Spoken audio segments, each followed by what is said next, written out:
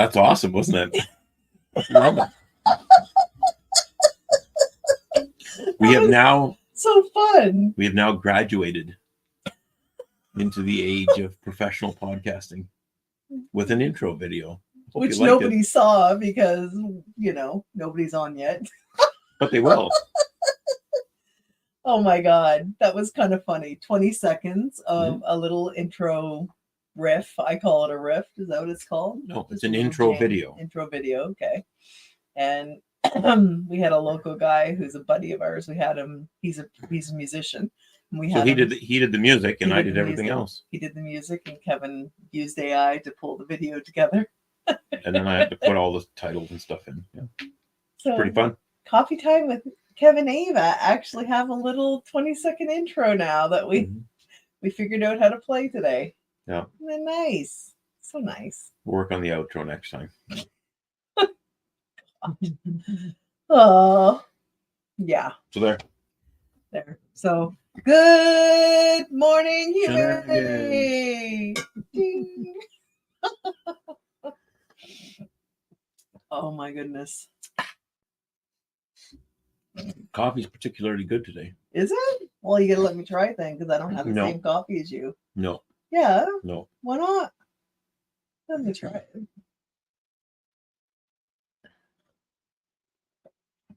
Oh. Ooh. That almost tastes like a latte. No. Why didn't you do mine like that? It tastes almost like a tiramisu. Yeah, that's like really nice. I know. Do over. No. Too late. You and your, I don't want any honey. Yeah. All right then. I don't want any cream. All right then. Butter and salt, that's it. My taste buds are still adjusting, Kevin. So give me a break. Yeah. Oh, it's good today. Oh. It's good today. Yeah. Well, good morning. Good morning. Yeah. Yeah. It's an anything goes day today. It kind of is. We don't really have a specific plan of what to talk about. I mean, we do try to at least have an idea, but that's not true. Moments before we pressed play, we decided we would. Well, it's just we were on something. We were on a call last night, a big long webinar, and it was quite obvious. Good morning, Marianne. I see she's on here. It was quite obvious because there was a little bit of training and there was a Q&A after. Yeah. And it was because the topic last night on this thing was mindset. Yeah. And it was very obvious that there are a lot of people out there that are struggling with mindset. Oh, yes. And emotional health, I would say. Emotional, mental, even physical. Yeah. A lot of people struggling, and they're looking for answers. Yeah. Yeah. And it's unfortunate to witness because we've been on the road to, shall I say, answers, right? We've been on the journey. Yeah, and it's a constant journey. It is. Really. It is. Yeah. Because it's like Shrek said, ogres are like onions. Oh, right? Kevin, you're not doing it justice if you're not going to use the accent the way you always do. No, donkey. Onions. Ogres are like onions. They got layers. There you go. Right? There you go. So Thank you, Marianne. We have certainly layers. So the more work you do, the more layers you find. And you know what? That's okay. Yeah. That's totally okay. Yeah. I just realized I think I missed sharing this on one of the Facebook pages. Or a couple of them, actually. Oh. But anyway, that's okay. No, it's all right. It's good. We're good. Sorry, didn't mean to interrupt. We are like onions. Absolutely, we are like layered beings. Mm-hmm. Yes. But it's, oh, how deep we going to go on this today? But we're also infinite beings. Yeah. Right? Our souls are. Oh, we're going deep already, talking about the soul. No, but it's just a lot of people need, it was quite apparent. People need help. The people were desperate for answers and solutions. Yes, people need help. How do I change my mindset? And we're stuck in this mire and the weeds of our current reality. Yeah. Yeah. It's just the well, and it's not just current reality. It's an accumulation, right, of our past, right? All those years of accumulating stuff, right? We pick up a whole lot of hurts and pains and yeah. That's very true too, Marianne. Very true. Oh, good morning, Lori. Lori, good morning from Leduc, Alberta. But yeah, so it was one of those moments where we're in this webinar. It's a training for people who are doing this business. It's a training for people doing this business and digital marketing business. Yeah. And the people asking the questions were, I would say 95% of them were more their need to tell their story, their need to ask a question about like they just needed to talk. Their personal life, so they just needed to talk. And they definitely needed to talk. And it was just,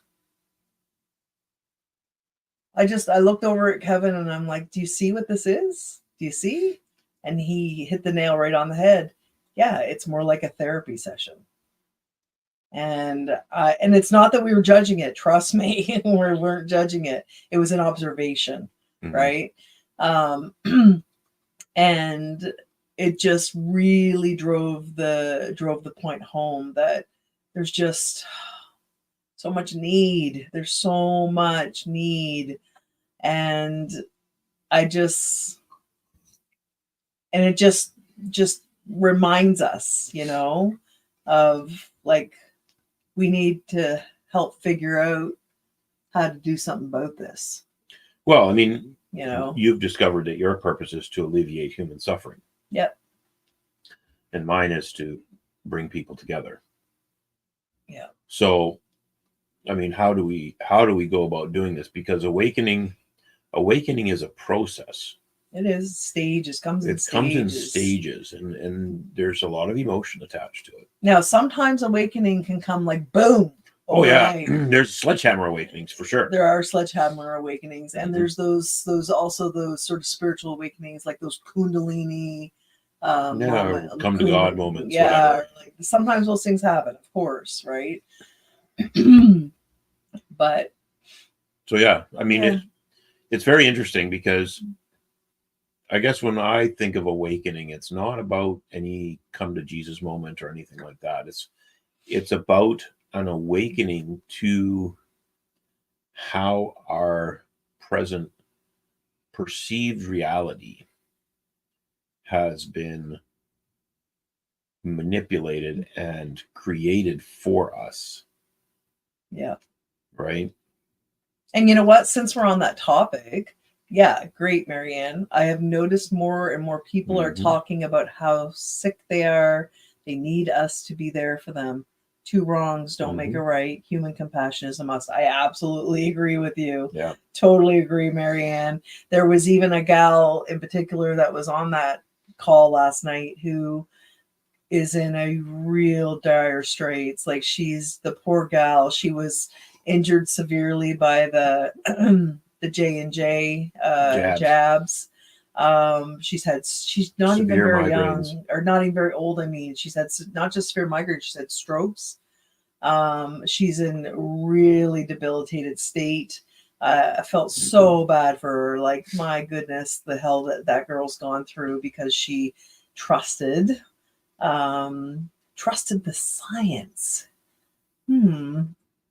But anyway, the science is settled. So shut the fuck up. Take the goddamn thing.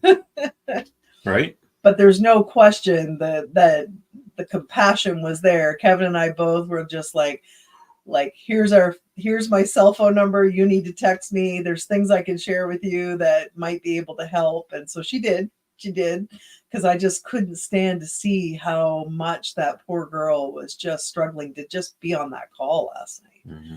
You know, and it's so, and people need solutions, oh, right? We need solutions. And it's just one of those things that we have to start dissecting. And I don't want to say restore, but I mean, dignity has to come back to being who we are. Yes. Right. That's our humanness. Yeah. We need to get back in touch with our humanness. Yeah. And bring it back full tilt. There's no question about it. And then remember too, is that we're not here to have a language discussion either. No. I want to be very clear about this. No. Right. Because there's a lot of people that are awakening. And part of the awakening is to go through the idea and the knowledge that our very language that we use to communicate on a regular basis has been co-opted and manipulated to have hidden secret meanings. Yeah. So right. in trickery. Word trickery, right? So the classic one is understand. Okay. Yeah. Classic one. I hear it all the time. Yeah. I don't understand. I don't stand under you. I understand. And I'm like, okay, we have got to move past this. Yeah. Because unless we're all going to instantly start speaking light language or Sanskrit or some other language, like this ain't going to work. That's right. So to me, it comes down to an idea of intention. So the intention is, if someone like me, right, or Ava, is trying to convey an idea, and we ask someone, do you understand that? Right? The message is fairly clear and non-threatening. Yeah. Okay? Because we believe that it has to, it's the intention behind the use of the language. Yeah. So this plays into literally everything. Yeah. You can have in your mind, the most dangerous firearm on the planet. Okay? And it can be sitting on a coffee table, fully loaded, safety off, and sit there. And sit there. And it can fucking sit there for 1,000,000 years until someone with an intention to do shows up, right? Yeah. Or an intention to go and hunt food for their family, right? Because it comes down to the intention. So language is no different. Yeah. It's about the intention. So if you're on the side of the road after getting pulled over by a cop, and the cop says, or the judge says, or whatever it is, right? Do you understand? Right? That has the nefarious meaning. Even though that cop probably doesn't know that. No, he doesn't. Without question, does not fucking know. Okay? Yeah. But that scenario has the nefarious meaning attached to that word. So we have to move beyond this. Yeah. Okay? We really, really do. Well, I think it's like what we've talked about multiple times, Kevin. We have to bridge it. We have to bridge from where we were and the old paradigms and the old negative nefarious intentions that word trickery had on us. Okay. And we have to move through. Yeah. We have to shift to something much more in alignment with who we really are. Yeah. Yeah. So we should collectively agree on this, that we're going to just take our time and transition away from those things and moving towards something that's more light is the word that comes to me for some reason. So here's an example. Higher consciousness, I guess you might say. In some of our initiatives, one being the Union of Humanity. Yeah. I've created a bunch of documents. Yes. And at the very beginning of these documents, now guess what? I'll give you one guess as to what language they're written in. One guess. And it ain't Hindi. No. Okay. Although you probably could have. No. A little bit. No. But I have to put a paragraph at the beginning. Yeah. To say this so that the person reading, and again, understands. Right? that it's the higher level intention to the simple definition of a word with which this was written. This isn't written in an effort to control. Yeah. Right? It's in an effort to help people make shifts in the mind, right? As to how they really want to show up in the world. And you wrote it to be as simple as possible. Like, it's not written with big fancy language or legalese or any of these big words. So this is this is one of the stages that people go through in their awakening, is they awaken to this fraud idea. Yeah. They awaken to the fact that every single thing about the living man and woman has been manipulated and controlled, right, through the acts and legislation and all of this statutes and shit like that, that is written in a language that lawyers understand, judges understand. All of these people know how to speak the language in order to control us. So here's, but your basic ordinary human being doesn't usually understand. But here's the fraud. The fraud is that none of it relates. None of it is enforceable against a living being. Yeah. None of it. Right. Because it's all written to the language of a person. All right? So I'm just curious. So those of you who are listening right now, can you put in the comments if this is new information to you, or if you were aware of this? I'm just curious. Yeah. Like, some of it call it common law, right? Or well, whatever. I mean, there's a basic do no harm words. kind of thing, but but I mean, I'm just curious if you were already aware that there is a difference between the living man and the fictional straw man or whatever. Are you aware of this connection? Yeah. So just put it in the comments if you don't mind. I'm just curious if you were aware of it, because this is something that's not new for us at all. But it's a people move through this, right? Yeah. And we move through it. Yeah, we move through it. But we have to change our intention. Yeah. Okay. Yeah. That's right, Marianne. It's always in plain sight, isn't it? They use the media to put the predictive programming out there and to let people. So anyway, so this is where this kind of energy lies. Yeah. Right, where people are just so hyper attuned. Yeah. To the use of language to control that they go the complete opposite way. And they get so angry and frustrated and mad and bent out of shape. Yeah. Okay, that's fine. Yeah. But we have to move through it. Yeah. We have to move through it, and we have to change our intention. Well, and the other way that I would actually frame that is that the triggers that cause us to lose our shit, right? To me, it's like that's where we need to take personal responsibility and realize that the way that we are responding to whatever a person has said, reacting really, because it's a trigger, right? It's an immediate response, a reaction. So the way that we're reacting to that is us allowing ourselves to be out of control and of our own emotions, right? So it still needs to come back down to us. We need to be responsible for ourselves. We need to be responsible for how we respond, right? We need to be responsible for how we decide to show up in the world, right? And whether or not we're going to allow these kinds of what's the word I'm looking for, Kev? To allow these kinds of new information bits. These kinds of things. If we're gonna let it fuck us up, or if we're gonna go, no, you know what? Okay, that's new information for me. I'm a little pissed off if that's true, right? But you know what? It's okay to be angry too. Anger is fine. Anger is a great motivator. Anger is a natural human emotion. But here's what we have seen a lot of what's happened, especially over these last few years.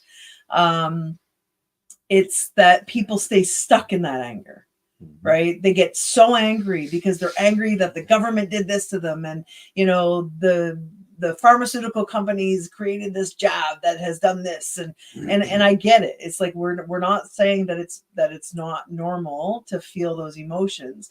The thing is that if we allow ourselves to get stuck in the muck of those negative emotions, and then we can't move forward in a positive manner in our lives. We can't progress, right?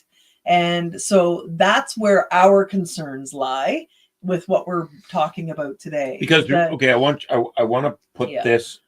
Let's just put this to bed here, because Yeah.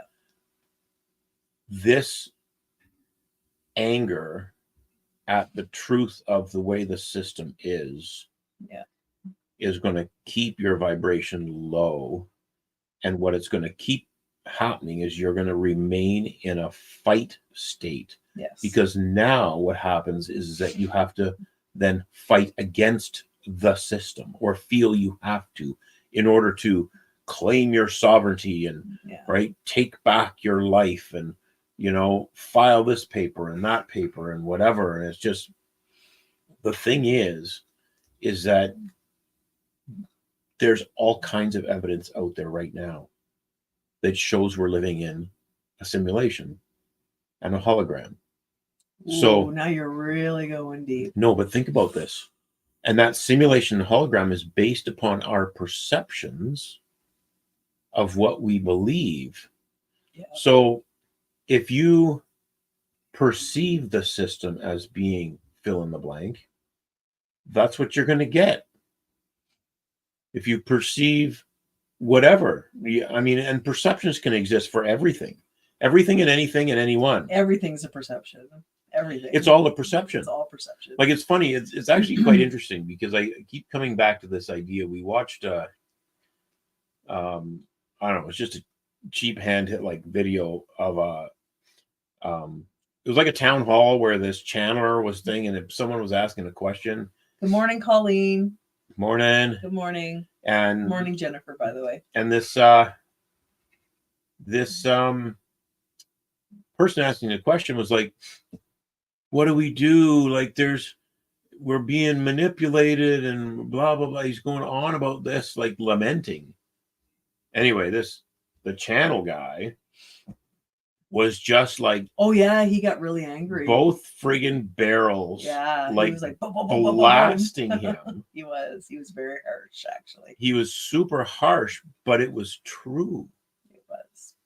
It was actually true. He was saying, no, you create your own reality. And as soon as we get our heads out of our asses enough to realize that, and stop blaming stop doing this. Entities, other people, pointing the finger at it's other the entities. Weather, it's the CDC, it's the government, it's the fill in the blank. It doesn't matter. Yeah. Right? Every time we push the cause outside for how we are inside, we disempower ourselves. We do. So, and this is where our concern lies. Okay, like Kevin and I, this just happens to be the work that we do with people. Is we help people to move beyond, to transcend, right? Their past, right, and traumas, and the past. Let go of their shit. Yeah, the past that we kind of bring with us, and let's face it, we know we carry it all around with us, and whatever. But I mean, we need to come to a place individually and collectively, right, of taking personal responsibility. Because I know, I get it. Ooh. It's not easy to do necessarily. Like, we get it, okay? We've had to come through our own sort of... But he did that to me. But it's his fault that... No. See, we want people to be empowered. We want people to step into their power and keep that power, right? So that nobody can think that they're going to walk all over us. So, Laurie, right? Thanks for saying that, because one of the analogies that I use in our trainings and stuff as a way to, shall I say, help people understand. Ooh, you used a bad word. Bad word. Comprehend. Right? Comprehend. Right? Come to grips with. However you want to say it. Yeah. Is the analogy of the airplane. So I'm going to assume, and again, it's just an assumption, that most people that are on this call or have going to listen to this call have been on an airplane. Yep. Right? Now, other than the airlines trying to make more money, right? Has anyone ever wondered why there's a weight limit to your bag? Right? Has anyone ever wondered that? Because here's the deal. Having taken aviation a while ago. Long time ago. 1989. Ooh, you just aged yourself. Yeah. Right. But it's just common sense. The planes are only designed for X kilos. Yeah, it's true. Which includes the weight of the plane, the weight of all the fuel, the weight of the crew, the weight of the passengers, the weight of all the food that it's carrying on there. It all gets every little thing, right? When you weigh your bag, I guarantee that number's going into the flight log calculations. I guarantee it. Yeah. So to your point, what would happen if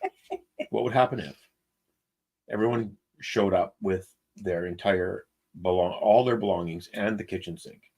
Oh, I'm bringing the freezer too full of meat, by the way. Yeah. What would happen?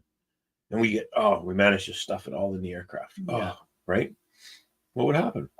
I'll tell you exactly what would happen. Right? You leave the gate, right? You go down the taxiway, get to the end of the runway, right? And you get throttle up, right? You start sailing down the end of the runway. What would happen? That aircraft will go right off the end of the runway into the weeds.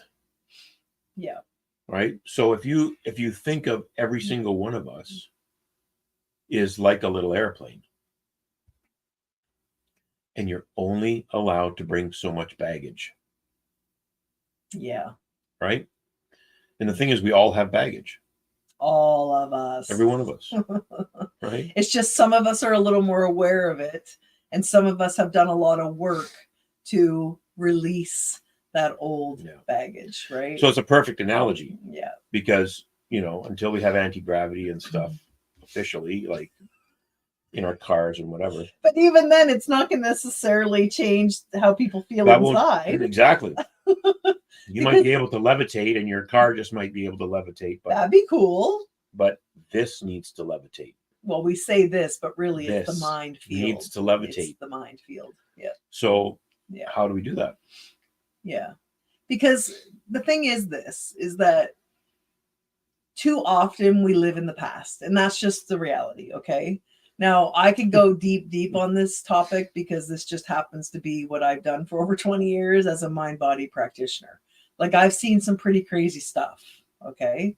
I've seen people's current physical bodies holding memories of past lives from like hundreds of years ago. What? Right.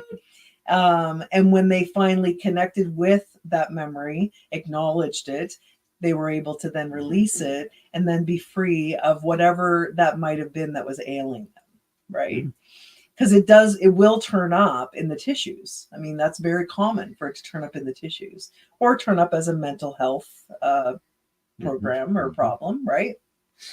So, I mean, we actually did a course here in Thunder Bay a while ago. And one of the gals on the course. It is a lot of work. And yes, we can do it. Yeah. So one of the gals on the course, we were going through our process. And what we do is we typically will release lifetimes of anger, sadness, fear, hurt, and guilt. As just a very basic. As like umbrella emotions. Yeah, as a basic foundation. We put everyone through the anger process. And guess what happened? After she had released anger, her low back pain disappeared. Oh, chronic low back pain. Yeah. Yeah. Like, what's going on there? She had no idea that it was emotionally rooted, of course. She had no idea. Right? This is the thing. People go, oh, my back hurts so bad. Oh, or oh, I have like so many headaches, and oh, like why does my neck hurt? Listen, okay. I promise you that those those like unless you just started working out or something. Yeah, I mean, unless you had a like a super actually obvious had thing. like a major injury or something, right? Fine. But the reality is that it'll almost always start in the field, right? In your energy field. All right. There'll be some sort of break or some sort of imbalance, right? In your energy systems first. Morning, Krista. That ends up going down. Hi, Krista.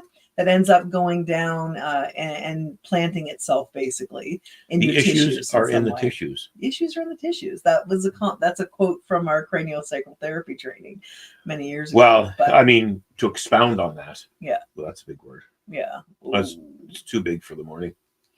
To expand on that. Yeah. Right. The issues may reside in the tissues in terms of our physical experience. Though we have, there's a lot of mental connections to physical things because we create our reality, including our physical body and our physical experience here in 3D land. Yeah. So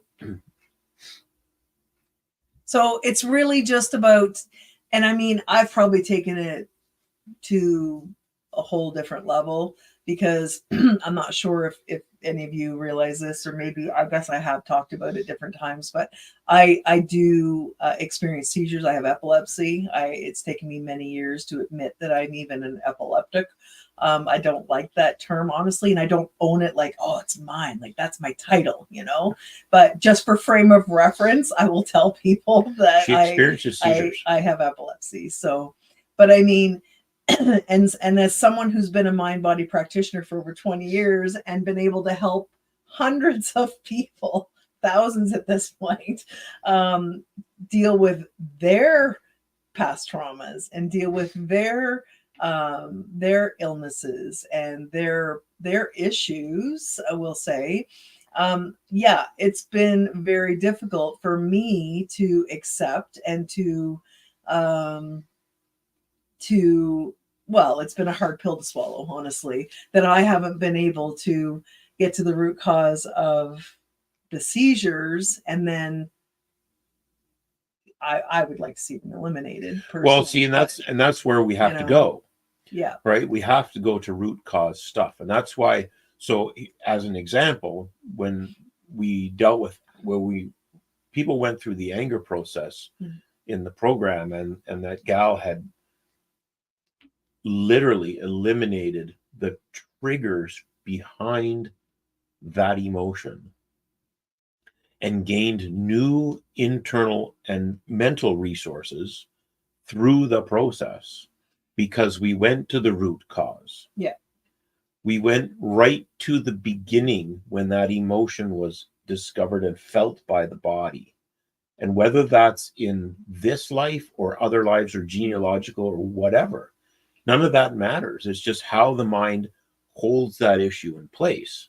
So a lot of times, and this is our frustration with kind of the current medical sort of approach to things and this whole Freudian psychological crap. Well, and the psychiatry is that approach. It wants to deal with current sort of it wants to put everybody in a box. Symptoms, it wants to put everybody into this diagnostic box of, you have this disorder. Because I'm going to ask this question. Please be honest with me and share below. Who has a D? Who has a D here?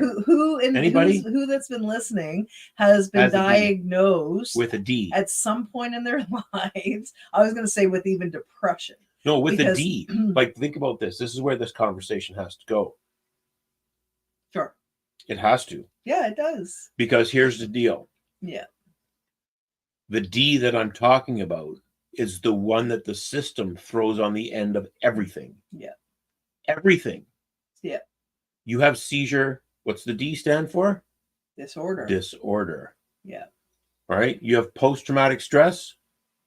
Disorder. You have anxiety, blah, blah, blah. Disorder. Yeah. Okay, so even depression has like so many different kinds of disorders that would go on. So think about this, is where this conversation has to go. And I actually did a little short video on it the other day, because what we then do some of us anyway, I don't, No, but a lot of people do. is we throw the my Yeah. at the beginning. My anxiety, Disorder, my depression, right? right? You identify with it, you claim it, Yeah. right, as your own. You Yeah. know, it's a very unconscious thing to do, but we do it, right? We do it. Mhm. And as soon as you identify that and you claim that identification as What happens? my, your mind goes, okay, Then here we it's go. yours. It's yours. Let's go. So this is why we Right. need to change the conversation. We need to start doing root cause work. Yeah. In order to actually truly understand where things originate. And if it's in the mind in terms of a location or whatever, then you know what? There's a reason that people like Joe Dispenza do 7-day workshops, and they're really empowering people in their mind, and people that are in wheelchairs are getting up in the middle and walking around. Yeah. Okay, there's a reason that's happening. Those things do happen. And it happens. Yeah. Right? There's a reason for that. Yep. Yeah. So it's about empowerment of self, right? But also root cause work. Because if you think of a root, then just the very concept of a root cause. What happens now?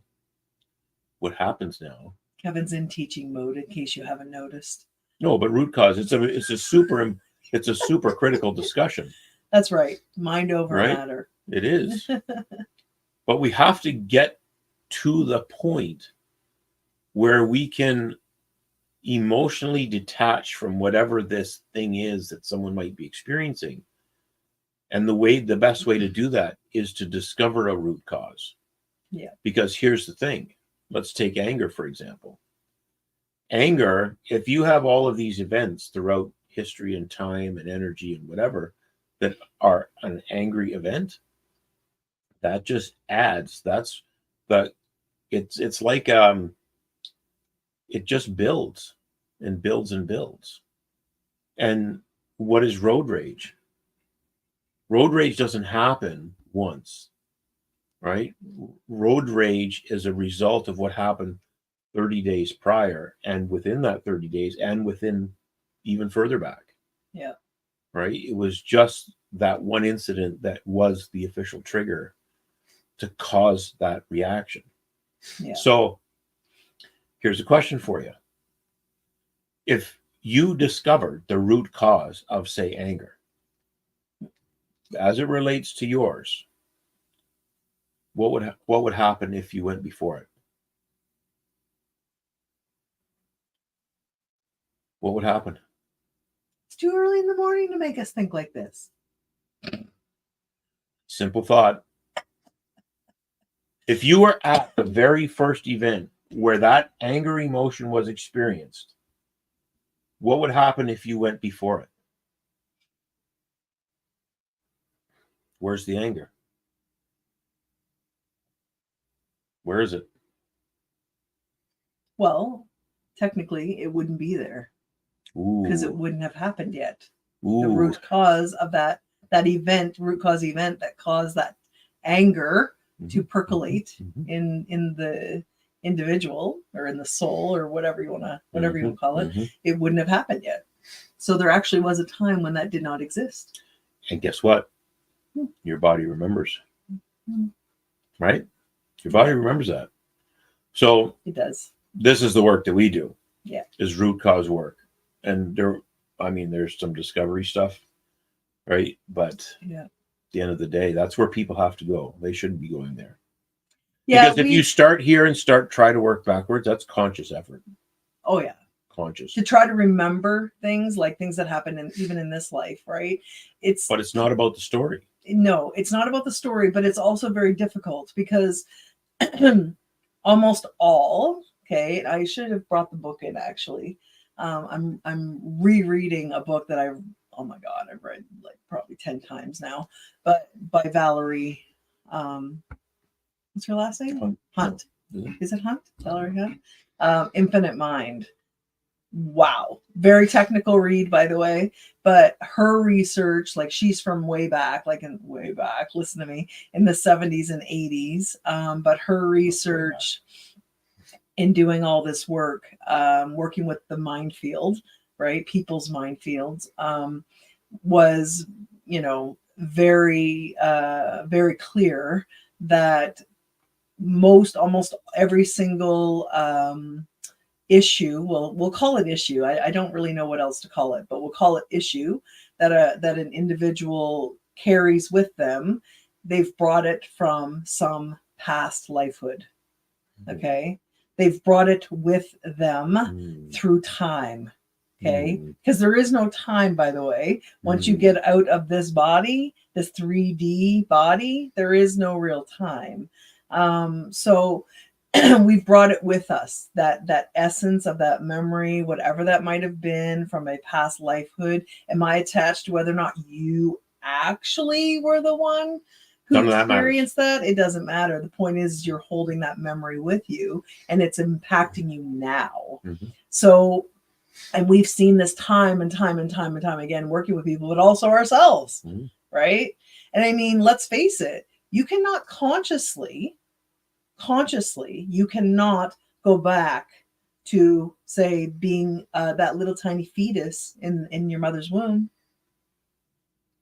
It would have to be an unconscious process, right? Being, under hypnosis or whatever it might be, right? But the point is that, because I've done that, by the way, and this is just a warning to all you women that are watching this right now. If you have, I think probably a lot of you have already had your children, if you've had children, but please share this with your own children so that they know when they have their kids, that as a little tiny fetus in the mommy's womb, we hear everything. Feel it. We feel it all. Even the thoughts that are going through that mother's mind, we feel it. Okay. So that's, you could say that's meant to be a little bit of a warning, but I think it just needs to be a bit of a wake up call, right? Because we need to stop thinking that because that little tiny fetus doesn't have a developed brain, it can't understand and comprehend what it's hearing. And right? it's neurotransmitters. It's not true. It's not true, because you don't need the brain in order to process, in order to take all that in. You just need, it's all energy. Right? It's all energy. So we do take it in. We do remember. We are able to recall those memories of being in the womb. And so what if? Trust me when I tell you, it's not always pleasant. So what if we just started to change our own conversation with something that we might be experiencing? And I'm going to use post-traumatic stress here, because we're all experiencing post-traumatic stress. We've all experienced trauma, and it's not that any one person's trauma is worse than another's, because it's not. It's about the perception of the trauma. Yeah. What if we change the internal conversation around it? So when we run to the doctor or whatever, and we explain our circumstance, they're going to say, I think you have post-traumatic stress disorder, right? What we're going to do is we're then going to own that, right?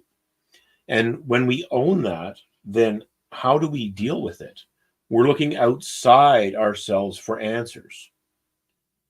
And typically, the way current society has been programmed is to expect the solution to come from out there. Yes.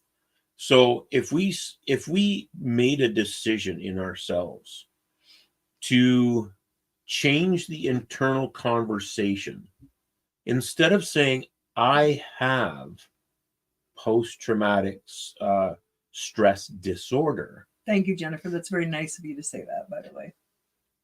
Why don't we change the conversation to say, I experience post-traumatic stress?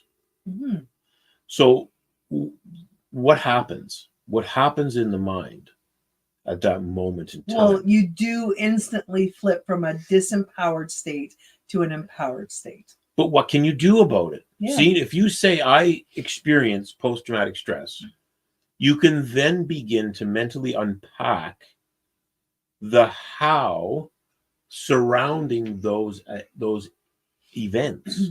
One of the biggest problems, though, Right. I'll say this, and this has been my experience with, you know, like I said, over 2 decades of working with clients, and that is that the first thing that happens is the doctor will get out their prescription pad, right? That's why they put the D on the end, folks. Yeah. They have to diagnose, even if it's depression. And let's face it, everybody has moments of depression. Everybody has different levels of depression at different times in their lives.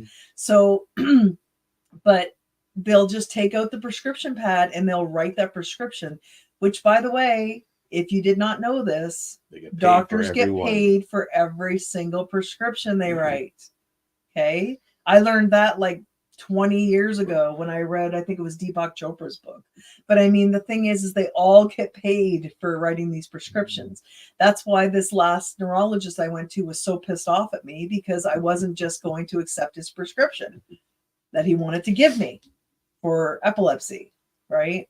So they give you the drug, which is playing total, what's the word I'm looking for? It's you're just playing with people's like biochemistry, because you really don't know if that drug is going to work. You also don't know all the side effects it's going to give you in the process of trying to take your depression away.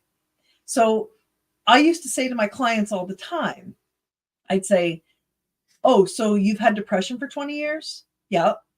Oh, and you're on this drug and this drug and this drug? Yep. Is it working?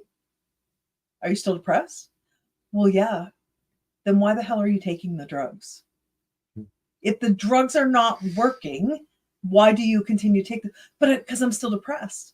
And I'm like, that's because you need to get to the root cause of that depression, right? So like we really need to change our mindset and getting into this empowered state, because like Kevin said, when we are in a disempowered state, we're looking outside of ourselves for the answers. Okay, fine. But we're also looking up to some other perceived authority who knows better than we do to tell us what's wrong with us and then to tell us how we're going to fix it. Yeah. And I'm here to tell you right now, we have to stop looking to the medical system to fix our shit. Because the thing is that number one, they are not trained to do that. They are trained to prescribe drugs. That's what they are trained to do. So they're doing what they're trained to do. Okay, so I've said this a couple of times now, and I don't know if I've said it on here, but we have to stop looking to groups or agencies or whatevers that do things by agenda. And the medical people, right? So good job, Marianne and Jennifer too. That's awesome. Yeah. So we have to stop looking to these entities that we friggin' know, people. We friggin' know that they are running by agenda. We're not saying that all doctors are running by agenda. I'm sure there's doctors out there that actually truly want to help. Yes, there are a lot of doctors that are stuck in a really shitty system, you know? And there's a lot of great people that are stuck in a shitty system. Yeah. Though we really need to start thinking about this from whether or not the information I'm being given is being given by agenda. That's right. So when we look at ourselves and we start to make those connections in here and we actually start to do root cause work, it can happen quickly because it comes to a decision. Yeah. Now, and you're also working at an unconscious level. And we work at an unconscious level because that's where all the learning, behavior, and change actually occurs. Yeah. Is at an unconscious level. Unconscious, higher conscious, whatever you want to call it. It doesn't matter. It's in a totally different state and dimension than this current 3D reality. So what we've discovered is that in working with people, that some people might say that it's easier said than done, or change is hard, or like that kind of language. And maybe that language has come from a personal experience or someone telling you that. It's programming, really. We've been programmed to believe that change has to be hard and it has to take a really long time. Yeah. So when we make a different decision and we embody that decision, change can happen in an instant. Mhm. So I'll tell you a story. The fellow we learned from in Just wait. Let me get my coffee. Okay, now I'm ready for your story. it's like me and dreams in the morning. Dreams? Okay, full cup of coffee. Let's get going. So the fellow we learned from, he developed techniques called timeline therapy. Super powerful. Okay, super powerful. And he told us a story of being contracted by the medical establishment in Croatia. Sarajevo? Croatia. Was it Croatia? Okay. After that conflict. Yes. And he was contracted to go and teach the medical people how to do these techniques. Yes. Because they had done their research and had discovered that they are some of the most effective in dealing with post-traumatic stress. Yeah. Imagine that. So the story he tells is being in this class, and he's, teaching these medical people, and one of the doctors puts his hand up and says, "You got to help me. I have such bad post-traumatic stress. I wake up in the morning or in the middle of the night screaming and yelling because what happened to him was that he was on a bridge in the community and snipers and machine gun and all sorts of stuff. And I think he said a soldier had gotten hit in the neck. Yeah, the carotid artery. And his blood was starting to pump. Yeah. And this doctor had jumped down beside him and grabbed his neck and stopped the blood flow. And he knew that if he let go, that guy was going to die. So he said, every night I wake up screaming about this incident. Yeah. And he says, I got to do something, otherwise I'm going to die. He said, I have to do something about this. Yeah. So think about this in terms of process now, right? Mm-hmm. Because we like to talk about process because it's a process that you can learn. In that very moment, that doctor made a decision that he had to get rid of it. Right? He had to do something about it. Otherwise, it was now hurting him. Something was going to happen to him. Yeah. So in 5 minutes, through this timeline process, he let go of all of that, never to return. 5 minutes. 5 minutes. Folks. We have seen that happen a lot, and we've witnessed that. So another personal story. Yeah. Is we worked with a lady. Now, but what I want to point out here is what would have happened otherwise, right? What would the medical establishment had for a solution for him? Okay, drugs, right? Which was just going to cause more other kinds of problems. Lifetime of counseling. A lifetime of counseling. And many wet bed sheets from sweating in the middle of the night screaming. Right. And so no real solutions for him. No real viable solutions. So instead, within 5 minutes of doing this process that we have been so blessed to learn, I'm so glad we got to get that training before Tad left this planet. But I mean, the thing is that there are better options. There are better options. We were living in Victoria back in 2014, 15. And someone that we had known from New Brunswick who had some struggles got a hold of us and said, I think you've told the story, actually. I'm telling it again because it's relevant. Okay, then. Telling it again if you haven't already heard this. And there's going to be a lot of other people that watch this that haven't heard this. That's true. So she had this lady had suffered, and listen to this. She suffered from anorexia, right? And suicidal tendencies. Oh, and she had a multitude of other disorders diagnosed about her. She had been in and out of hospital. Definitely. In and out of the psych ward for 18 years. Yeah. Okay. She was as big as my finger. Yeah. She called and said, oh my God, Ava, I got to do something because if I don't, I'm going to die. All right. So think about this in terms of process. All right. She made a decision that she had to do something different. Otherwise, she was going to die. That's the first big, powerful step. That's the step. Same with the doctor in Croatia. Yeah.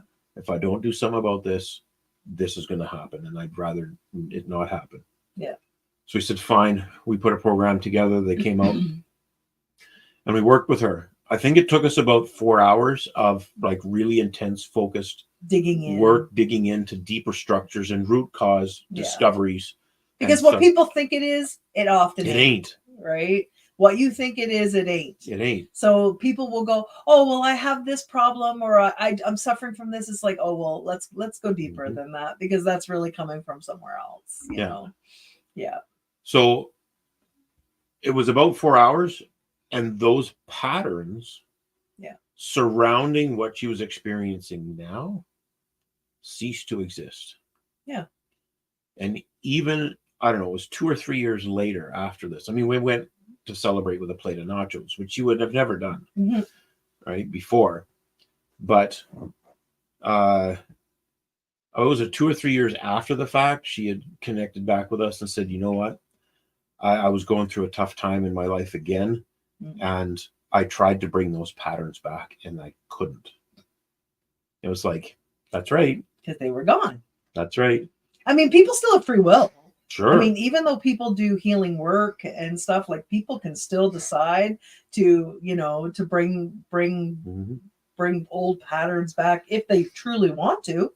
I don't know why you would, but there are people who will choose to recreate problems for themselves, because maybe there's something deep in there that hasn't been dealt with that's causing them to want to self-sabotage, right? That maybe I would but that's another. See, if we were doing the work with them, we would be asking those questions. Yeah. Because maybe that's the other part of the root cause of an experience, is that you have this belief that you're not good enough.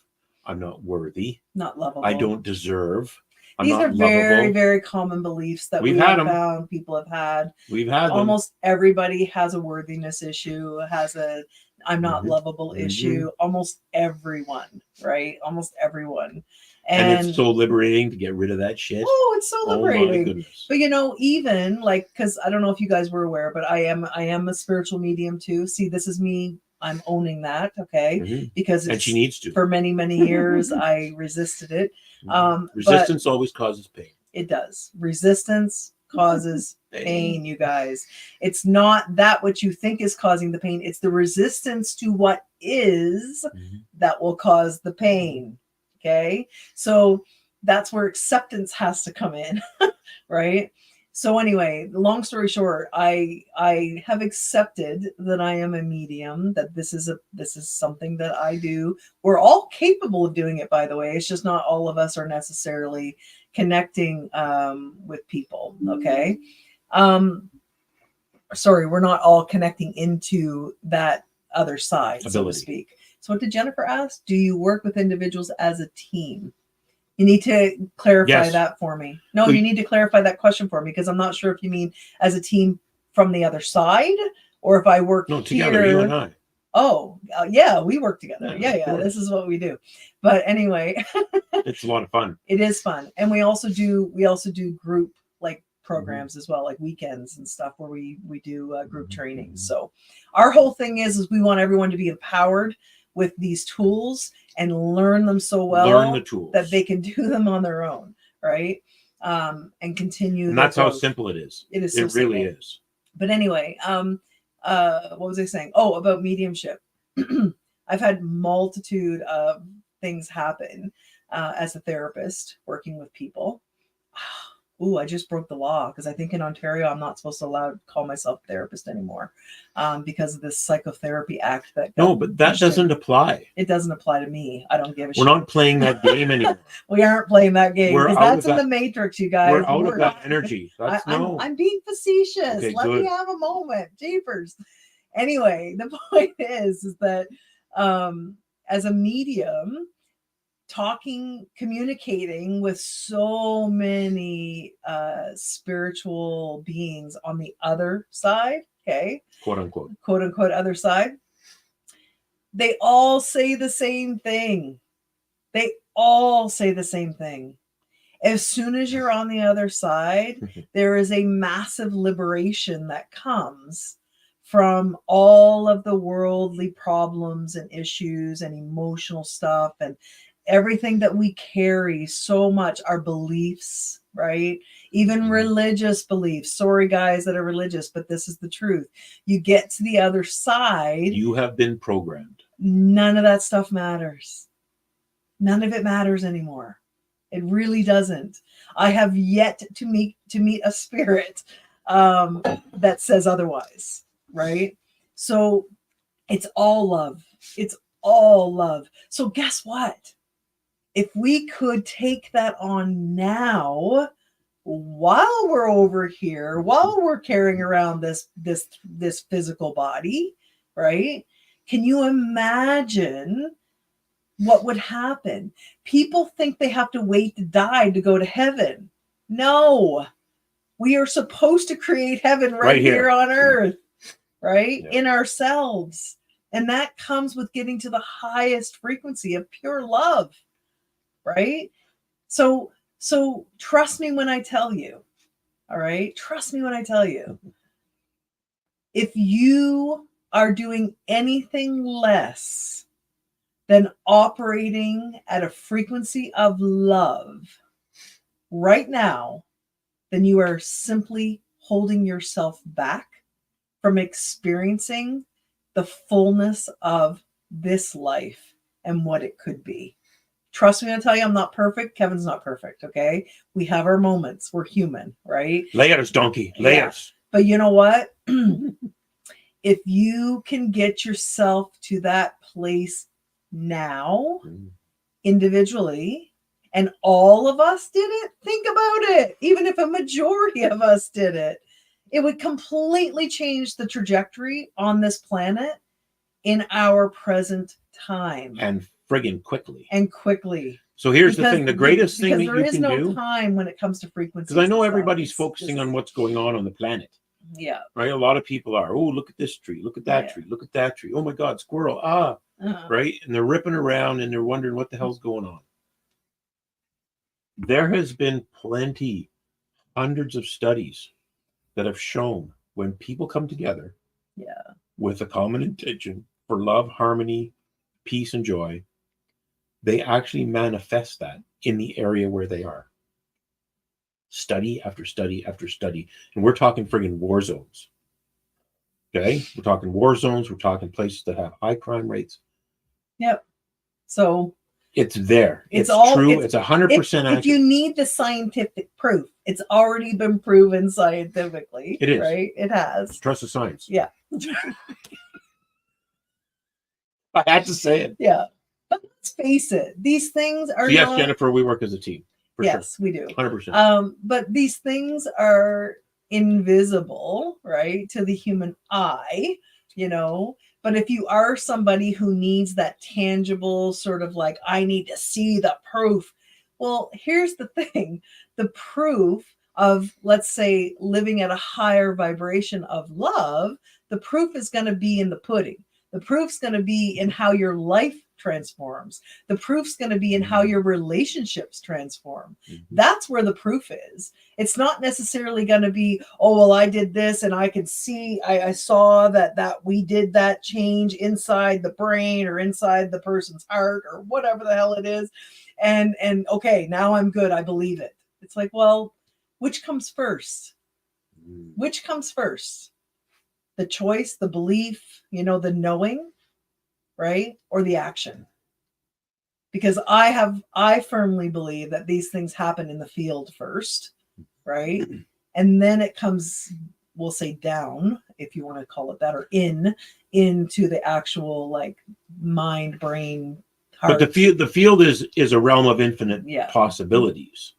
And it's just what are you tapping into? Yeah, I love what Jennifer said there, actually, that the vibration so it's very interesting would be so high that the controllers couldn't handle it. I believe that. I absolutely believe so that. During this last 4 years of shenanigans, people were doing their best to try and find evidence of, certain things. Like it's kind of like someone showing the Simpsons episode from 10 years before Trump got elected, right?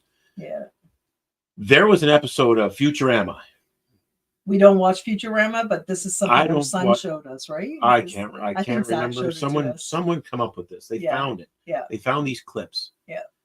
Anyway, the clip starts with like some Earth space guy Mm. talking to some alien reptilian guy on around a table, basically explaining that the Earth people had, killed a whole bunch of the reptilian people. So now it was the reptilians' turn to be able to take as many humans as they wanted, and blah blah blah. So Yeah. they make this agreement over the boardroom table. Next thing you know, in the scene, they're rounding up all these people, throwing them in camps and whatever.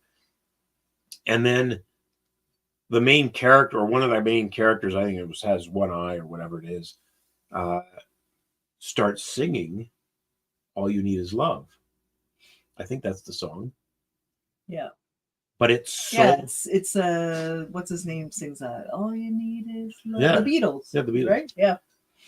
It is. Yes, Jennifer, we do. It is We do so work with off people key. online. Yeah. It is so off key. Just DM me on Facebook. It is so off key. Yeah. The scene becomes the reptilian aliens going, "Oh my God, I can't handle it. I can't handle it. The vibrations are Next thing you know, all the spaceships are leaving the planet. Yeah. Of So, these nefarious, evil, reptilian, alien characters, right? So they the made answer it is funny. right there. They made it funny, of course, Sure. right? That it was like off-key sounds, but really it was the vibration was too off-key frequencies for them. for love. Yeah. So yes. Yeah. And the greatest thing that we can do right now as individuals for this planet is to work and clear away our own shit. Yes. That's the greatest thing we can do, because when we clear the baggage away and we get rid of that shit, yeah, we then add our collective new energy to the system. And it's the right system. Aw, we're getting such nice compliments. You guys are sweet. Like, thank you so much. Thank you so much. We try. You can tell. We're doing you can tell that we're passionate about this, because we are passionate. It's super important that we do this work and do it fast. Oh, like so there important. Is a feeling of urgency. I will say that, no question. Yeah. I don't know where you guys are at with how you think things are going to be over this next little bit. I see things getting tough. I do. A little strange. Yeah, like weird. I think things are going to be tough. I mean, even just with the next few days with this American election, whether it happens or not, remains to be seen. People asking if Trump's going to get in, and if he does, then what? And I'm just like, listen, all of this shit is by agenda, so it doesn't matter who gets in. It's all, there's a reason for it. They're two cheeks of the same arse. Yeah, that's what Gareth Ike calls it. Two cheeks of the same arse. It's all the same. I'm not a good. Have you ever wondered? Have you ever wondered why where the phrase "vote for the lesser of two evils" came from? Right? Have you ever wondered that? When we think about how phrases are they arrive in our awareness. Yeah.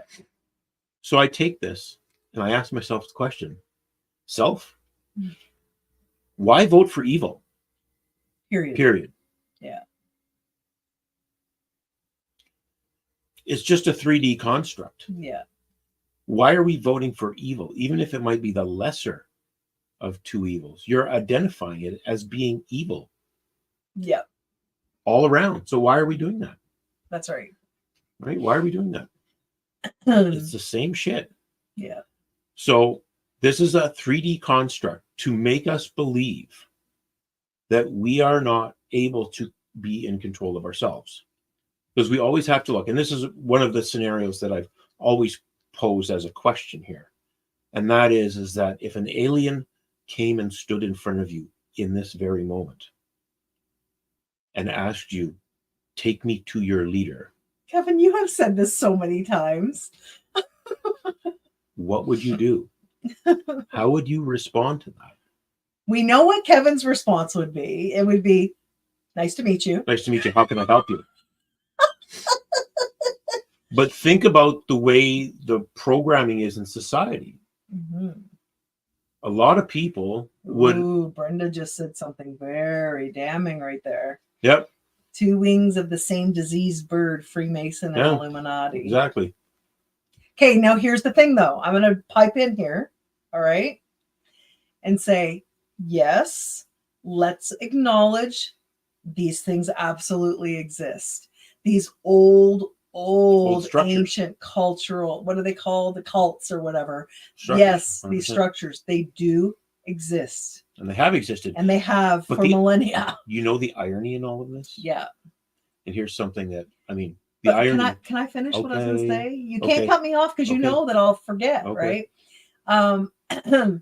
Good job, Jennifer. Yeah, 100%. absolutely. Yep. But here's the thing. Yes, okay. These old structures have and do exist. Mhm.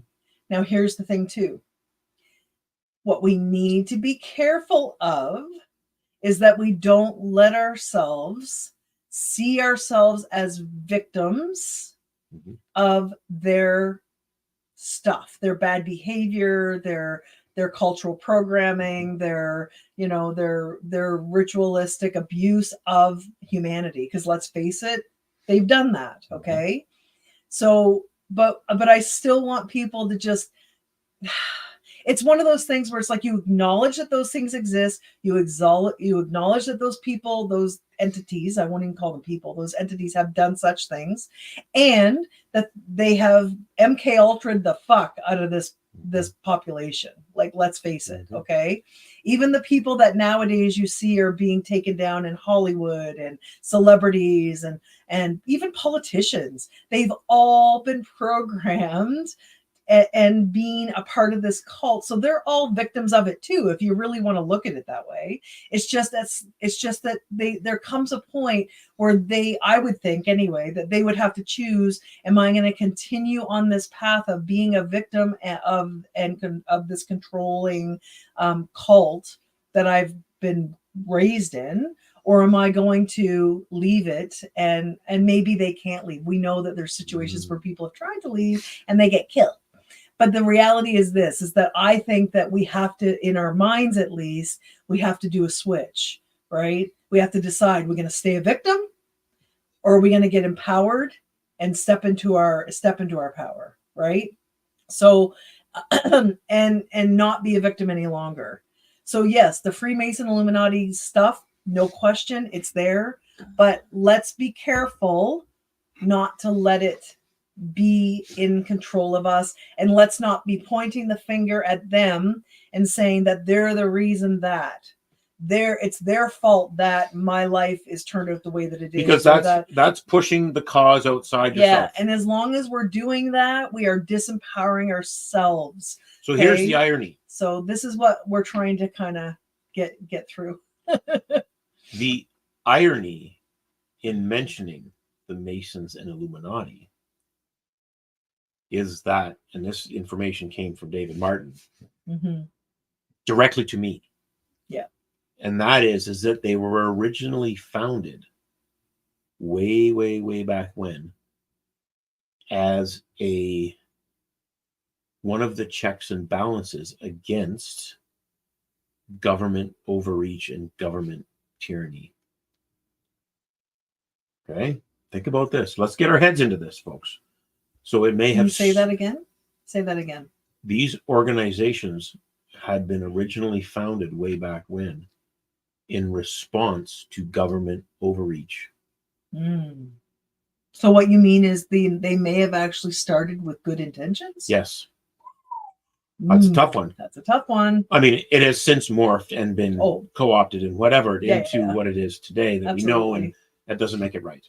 Right? But just think about that. Everything has, I believe, in the end, like good intentions in the end. Yeah. Even if it's our own shit. Is that our own shit? Yeah. Right? Has a higher intention. And that's to maybe teach you something. Even the people that are a part of these cults, they may very well believe they're doing the right thing. Right? Based on their own programming and their own indoctrination. Right? So let's at least... Yes, Marianne, we're talking like let's at least thousands give of them years. that. So yes. Right? So yeah. That's back to me. But that's again, to do root cause work, extremely important. Yeah. Extremely important. We believe that it's important for... because we need to change how we show up in this world, and we have to add a different energy signature to the field. Yeah. Yeah. And if we keep going around playing the victim, even the victim to these politicians that we are dealing with, like Trudeau here in Canada. I mean, we can't be a victim to these liberals or whatever, or even the conservatives or Trudeau or Chrystia Freeland or whoever, right?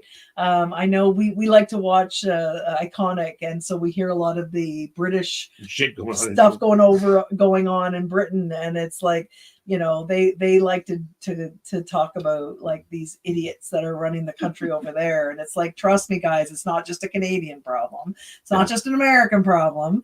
Like, this is happening everywhere. Like, there's no question that they have penetrated, right, probably every country in this world at this point. So, but we, yeah, and that means you too, yeah, are the wild card, folks. Yeah. Our psychology and our biology is the wild card. I would say our consciousness. And our consciousness that they cannot predict. So when would now be a time? Good time. A really good time. Yeah.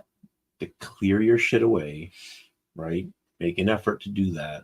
And if you, I don't know. And I'm going to say that we're going to put a course together at some point. I don't know. Well, we already have a course. Well, we do. See, this is the thing. This I was going to say. Jennifer asked us if we work together. Yes, we do. We work together with individuals, okay, doing personal breakthroughs. And we work in groups. We do trainings in groups. Groups are a lot of fun. Groups are fun because of the energy, right? And we can impact more lives more quickly, right? When we do things in groups. So, but what was I going to say? My point is that we need to get this work done, right? We really, really do. Like, I believe humanity is going to be okay in the end, so to speak, in the end. And I think we're past the tipping point. It's just a lot of us, we want to see it right now. Yeah. Right? It's just we're not there yet. So part of our approach is that we have to meet people where they're at. Yeah. And that's why the language discussion at the beginning of this was so important. Well, and that's also why it's important to acknowledge all of the different stages of awakening that we go through and the emotions we experience along with that, because we know if you get stuck in the emotions, you're not going to be empowered. That's right. You're not going to be able to stand in your truth over these next I'll say these next few years that we may have even more challenging moments come up. Like, we think that the COVID thing was bad.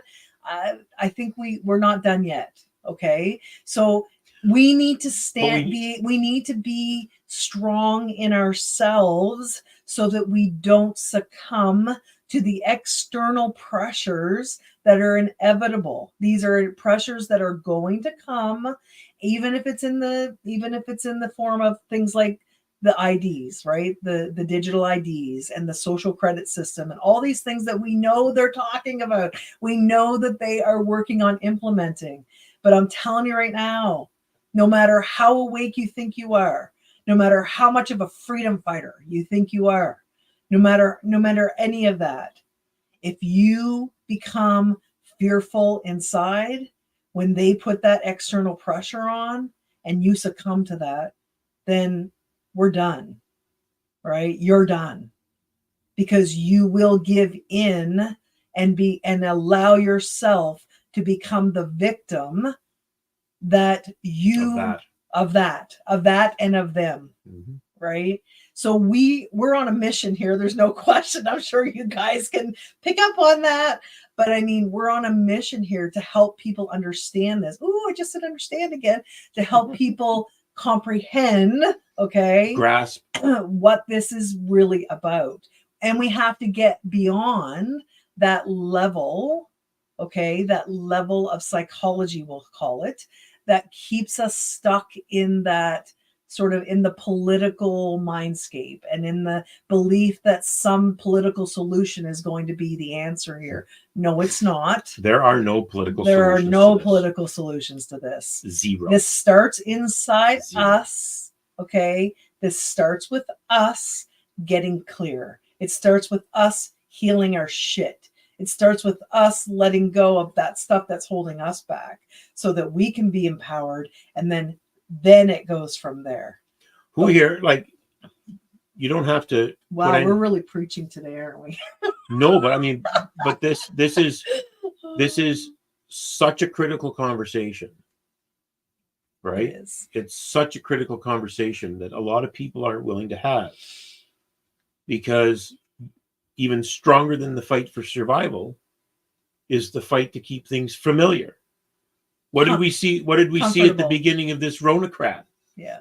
Oh man, if we could only just get back to normal, back to normal, back to normal, back to normal, back to normal. Right? If only, or when we get back to normal. I don't want to go back to that. Sorry. No, but think about this. That statement is an effort. Yeah. To get back to familiarity. To get back to familiarity. Yeah. Okay. So even if the familiar for you is being mired and stuck in your own shit, it doesn't matter. It's familiar. So therefore.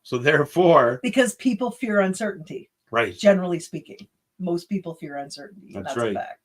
So if they can at least have the familiar, that's what keeps people stuck in toxic relationships and abusive relationships. That's what keeps people stuck in unhappy in jobs they hate, right? I mean, because it's familiar, even though they're miserable, their misery is familiar, right? So they would rather have that than have the uncertainty and the fear that comes from not knowing what's on the other side of letting that stuff go, you know.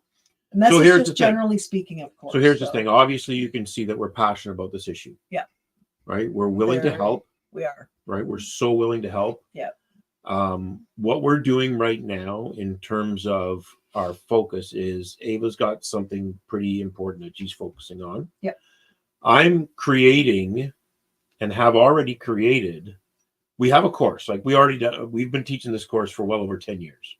Yeah. All right. So we've got that. That's there ready to go. And it's just a question of when and how we're going to do it. But we've had this idea for quite some time to create a space called the Heavy Shit Club. So we're creating it's a club. The Heavy Shit Club. Yeah. And the format for the Heavy Shit Club is to first do the course, okay? Because the course gives you the foundational techniques and the foundational shit clearing that's going to be required to get into the real heavy shit. And then what we're looking to do is we're looking to create this club whereby twice a month we all get together live. And online and or in person, and we'll talk about our shit. If there's been more shit discovered, we won't talk about it, we'll deal with it. No, but if you've discovered shit that shows up, because that's what it does, remember, layers, right? Yeah. And then we deal with it. Yeah. So it's an ongoing commitment from us to help those that want to help themselves. And right? And commit that is key. Just so you guys know, I know a lot of you on here, you're probably very like-minded. You want to help. I know you've tried to even wake people up over this process. You tried to educate people. You've probably been met with a lot of resistance, right? But here's the thing. You can only help those who want to help themselves, right? You cannot force an individual to want to help themselves, no matter how sad their circumstances, no matter how much pain they're in. You know, some people just are willing to stay stuck in their suffering and they don't want the help. And it's a tough thing. It's a hard pill to swallow for those of us who are helpers, right? And I mean, we've had this discussion even with your dad, because his dad is like always wanting to help. He's the most charitable man. He's so amazing that way. But, you know, I think that it's been hard for him to understand that not everybody wants his help. Great that you're offering it. That's a great mind space to be in, great heart space to be in, but not everybody wants it. So what if you were able to jumpstart this transformation, and then every couple of weeks, you'd have a place where you could go to continue to work on yourself, right? What if? And those that are watching now and those that are going to watch, if you're interested in a concept like this, just whatever platform you're on or whatever group you're a part of. It's Facebook and YouTube that gets this. Well, so, yeah. So just send us a note. Yeah. Right? Send us a note. Get a hold of me, because that's who you're going to get a hold of. She's on all the social stuff. But let's figure it out. Let's get it going. And yeah. And anybody that has triggered a wake up, you need to thank them. Yeah. Mm-hmm. Yeah. And guess what? Here's a reframe for you. That's going to be a bit of a mind fuck for those of us who believe that these bastards that are like the bad guys that have done all these terrible things to humanity and everything else. Guess what? Thank them too. Because it's quite apparent that if this had not happened, that which happened over this last 4.5 years, okay, humanity would be comfortable. We would and we'd stay in the familiar. Comfortable. We'd have stayed in the familiar. Yep. That's right. Yeah. So, thank them. Imagine getting into a state of gratitude towards people that we consider to be evil. Okay. If you can send gratitude to people or to entities, whatever, that we know have intentionally caused harm to us, that is the ultimate forgiveness, is it not? That is the ultimate love. Now, here's the thing. Oh, we're getting into the forgiveness topic, and I don't know if we have time. Let's not do it. We'll talk about that on Friday. Next time. Let's talk about forgiveness on Friday. We did do a talk like way back in like the first couple of 2018 episodes ago. We did a talk on and a long time ago we did an interview with a bunch of people about forgiveness, and it was quite powerful. Yeah. So that's going to be next up. Yeah. Yeah. Yeah. Yeah. Yeah. So that's cool. Lori accepts the challenge, right? Excellent. Listen, try it. Try it. For those of you who are on here right now, and if you come back on Friday, come back and tell us what it felt like to just sit quietly, close your eyes, get out of your head, by the way, because this is what we need to do. Get the hell out of our heads and get down into our hearts, right? And allow that heart space to fill with light and love, and then expand that love out. You cannot be selective about where that love goes. You cannot be what I should say is you cannot hold back, right, where that love goes, because love goes everywhere. Okay. So you need to be willing to, in your mind, get out of your mind, get into your heart. You need to be willing to spread that love out to even the most horrible people on this planet. Because guess what? They need it the most. They need it the Kirk, most. Good morning. Nice of you to join us. Right? So try it. So sit quietly, if send you're that curious, love out to even the worst entities on this planet and try it. If you're curious about the Heavy Shit Club, go to theheavyshitclub.com. Just go there. It is ours. Just go there, right? Throw your email in, and well, then at least we can keep you informed of as things progress. Yes, because we've got quite a lot on the go right now, so we're just being careful not to spread ourselves too thin, and we're also in the process of moving our entire lives right now. Potentially, yes. So we've got a lot going on. Literally, theheavyshitclub.com. Go there, and have some fun. Yeah. So I think it's time we wrap stuff up. Yeah, it's been an hour and a half. It's been an hour and a half. These wonderful as you can folks. tell, we could keep talking. Oh, yeah, for sure. This is what we do, right? And we love that you guys are on here talking to us. Please keep doing that. That's why we do this, right? This isn't the Ava and Kevin show, right? This is about. Hey, Janice. Good morning to y'all guys. Tell Janice we said hi.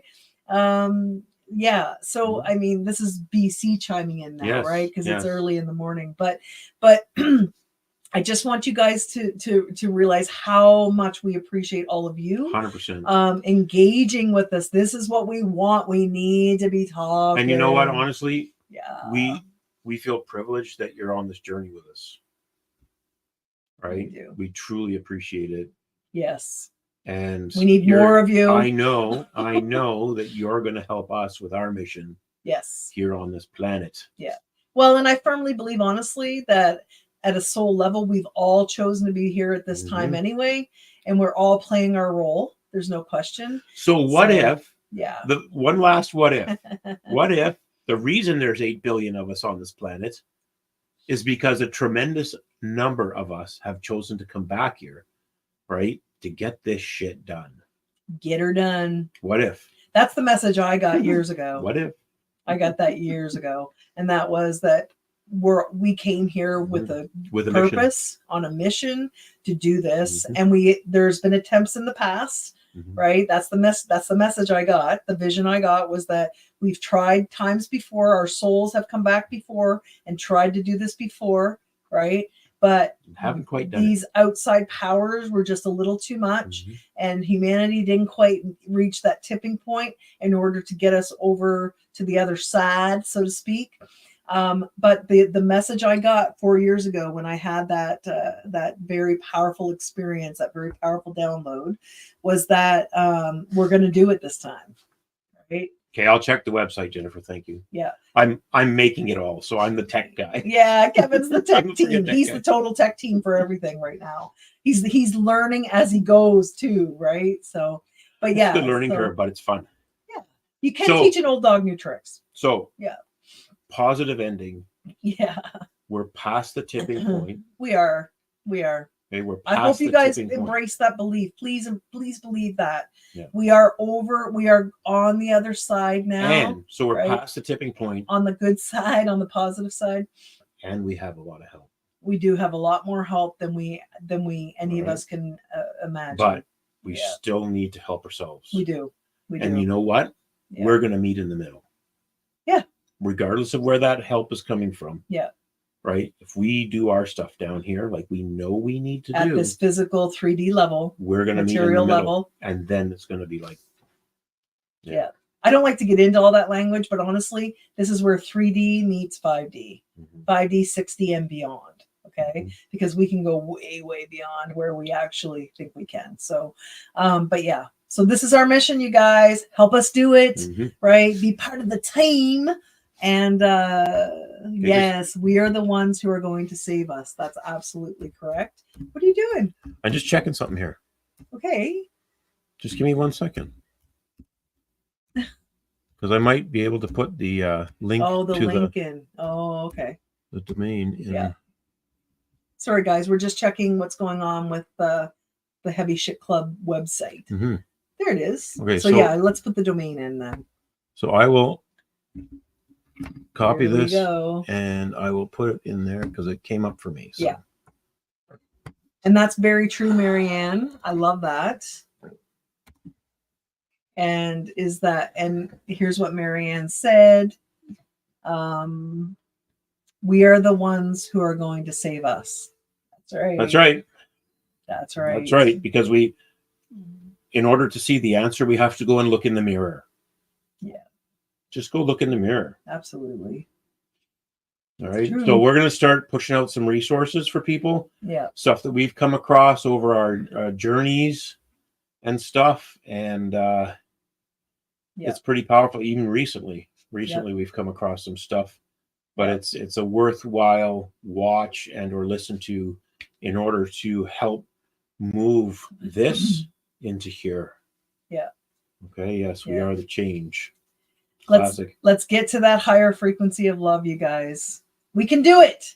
We can do it. Oh, I believe we can. We just got to clear away all this old stuff, all these old beliefs and traumas and challenges and all this old crap. It's happening. Like Kevin says, clear away the shit, right? It's time. Yeah.